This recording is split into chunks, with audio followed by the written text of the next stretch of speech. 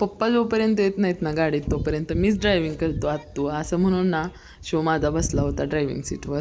आणि इकडं मुलं त्याला पाठीमागनं चिडवत होती. बावड्या आल्यानंतर आम्ही निघालो आहे आता अक्कलकोटला जाण्यासाठी. सर्वांना अगोदर श्री स्वामी समर्थ. तर शंभूचं नवस होतं, त्यासाठीच आम्ही शंभूला आणि शिवला दोघांना घेऊन अक्कलकोटला चाललो होतो. सगळी चिल्लर पार्टी गाडीत होती आणि शंभूचं नखरं बघा इथं. पप्पानी जर डोळ्याला चष्मा गॉगल घातला तर त्याला पण घालायचाच असतो आणि ते मला दाखवायचं असतं बरं का, मम्मा बघ मी कसा दिसतो. इथं मस्त असं माझं पिल्लू नखरं करत होतं. मुलांचं हसणं खेळणं हे आणि ह्या दोघांचे नखरे बघत ना आम्ही कधी अक्कलकोटला पोचलो हे मला कळलंसुद्धा नाही. आम्ही अगोदर मंगळमधून ना जाताना पेढे घेतले होते. 2.25 किलो पेढे घेतले होते आणि हे शंभूच्या नवसाचे पेढे होते त्यासाठी. आणि इकडे दिदू माझी बघा किती छान डान्स करून दाखवते.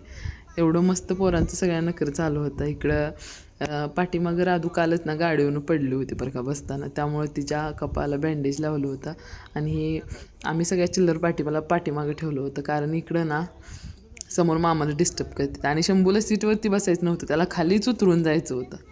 तर मस्त असं ना मनात स्वामींबद्दलची श्रद्धा घेऊन आज आम्ही अक्कलकोटला गेलो आणि तिथं पोचलोसुद्धा. ऊन भरपूर होतं आणि आम्ही सगळ्यांनी ना म्हणजे मी तर स्वतः ठरवलं होतं की चप्पल घालून नाही जायचं. मी गाडीत चप्पल सोडली आणि तिथून आम्ही निघालो होतो. थोडंसं लांब पाठीमागं आम्ही गाडी लावली होती कारण गर्दी होती. तर इकडं ना शिव झोपला होता, शंभू जागाच होता. गाडीतनं उतरल्यानंतर शिव पण उठला. आणि इथं आजूबाजूंच्या लोकांचं असं म्हणणं होतं की मुलं छोटे आहेत तोपर्यंत तुम्ही कशाला आलाय. तसं तर शिवला मला शंभूला 6 महिन्यापूर्वीच न्यायचं होतं, पण त्यावेळेस मला काही ते जुळून आलं नव्हतं कारण शंभू आजारी होता. पायाला भरपूर चटके बसत होते. तसंच आम्ही निघालो होतो आणि शिवला शिवच्या पप्पांनी घेतलेलं आणि शंभूला शंभूच्या पप्पांनी घेतलेलं, त्यामुळे मी वहिनी निवांत होतो. बाकीची चिल्लर पार्टी 2 माऊंकडे होतं. इथं आम्ही टिक्का लावून घेतला. आता अक्कलकोटला आलं आहे म्हटलं ना, मी ज्यावेळेस येते ना त्यावेळेस मी लावूनच घेते. आणि मला सगळ्यात वाईट ह्या गोष्टीचं वाटलं होतं की ज्या त्यात मावशी टिक्का लावत होतं ना त्यांचं एक 2-2.5 महिन्याचं बाळ होतं. मी त्यांना त्यावेळेस टिक्क्याचे पैसे दिले आणि आम्ही स्वामींचं दर्शन घेण्यासाठी आत गेलो.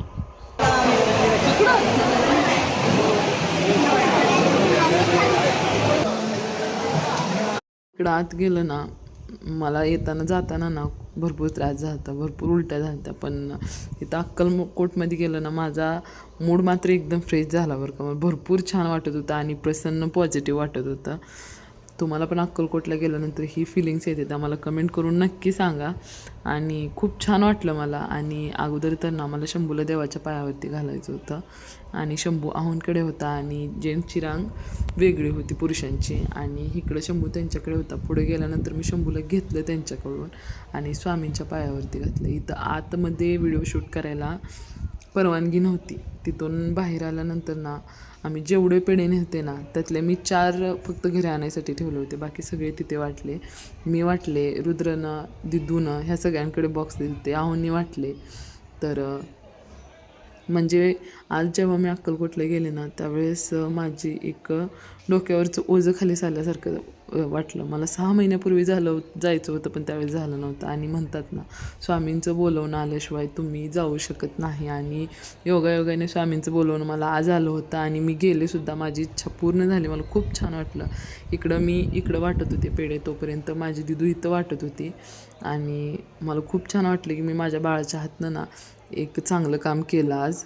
पेढे वाटल्यानंतर ना आम्ही थोड्या वेळ बसलो. तसं तर मला खूप वेळ बसायचं होतं पण शिव आणि शंभू दोघं पण चिडचिड करायला लागले होते. शिव तर भरपूर रडला कारण त्याला एवढ्या गर्दीची सवय नव्हती. तिथून आम्ही ना प्रसाद घेण्यासाठी गेलो आणि अक्कलकोटला आल्यानंतर किती जरी वेळ झाला तर माझी प्रसाद घ्यायची इच्छा असते आणि ती पूर्ण होते. आणि बाकी लेट जरी झालं तर समोर सगळं जसं हवं तसं घडतं.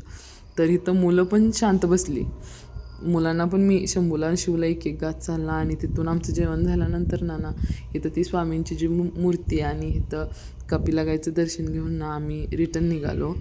आणि इथं जाता जाता छत्रपती संभाजी महाराजांचा हा जो अश्वरूढ पुतळा आहे ना सोलापूरमधला, तिथं मला बघायचं होतं. येताना मला उलट्या होत्या त्यामुळे मला झालं नव्हतं, पण जाताना मी बघितलं. आणि तिथून ज्यावेळेस आम्ही सोलापूरच्या साईडला जातो ना त्यावेळेस कायम आम्ही ना माचनूरला जातो.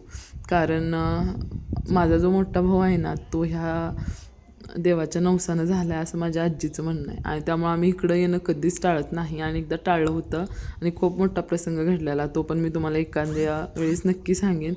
तर इथं माचनूरला गेलो आम्ही यायच्या अगोदरच ना थोडासा पाऊस झाला होता इथं, आणि ह्या पायऱ्यांवरून ना पाय घसरत होते. कधी कधी हे मंदिर बघितलं मला एवढं आश्चर्य वाटतं, एवढं सगळं फक्त दगडापासून बनवणं कसं पॉसिबल आहे वाटतं. आणि हे झाड भरपूर मोठं आहे आणि ह्या मंदिरात आल्यावर मला एवढं छान वाटतं. तसं तर ना जास्त मी मंदिर एवढी मोठी बघितली नाही, ती तुळजापूरचं आणि त्यातलं त्यात हे एक मंदिर मला भरपूर आवडतं. म्हणजे मी माझ्या लहानपणीपासून जाते इथं आणि हे मला आवडतं. आणि इथं ना भरपूर पॉझिटिव्हिटी आहे बरं का ह्या मंदिरातसुद्धा. खूप छान वाटलं. तसं तर सगळ्याच मंदिरामध्ये गेलो आपल्याला पॉझिटिव्ह वाटतं, पण आहे त्यातल्या त्यातसुद्धा बरं का. इथं आम्ही ना आत गाभाऱ्यात ना मी एवढ्या वेळेस आले इथं, पण आज मला पहिल्यांदा गाभाऱ्यात जाऊन दर्शन घ्यायला मिळलं होतं आणि खूप छान वाटलं. कारण अक्कलकोटचं आणि मार्चनूरचं सुद्धा एवढं छान आम्हाला देवाचं दर्शन झालं होतं, ते पण एवढी लहान मुलांना घेऊन सोबत. लोक या शिवानी शंभूपेक्षा सुद्धा लहान मुलांना घेऊन जातात, पण आम्हाला जरा ऑड वाटत होता. तरी खूप छान झालं दर्शन. आणि तुम्हाला माझा हा ब्लॉग कसा वाटला कमेंट करून नक्की सांगा. चला भेटू नेक्स्ट व्हिडिओमध्ये.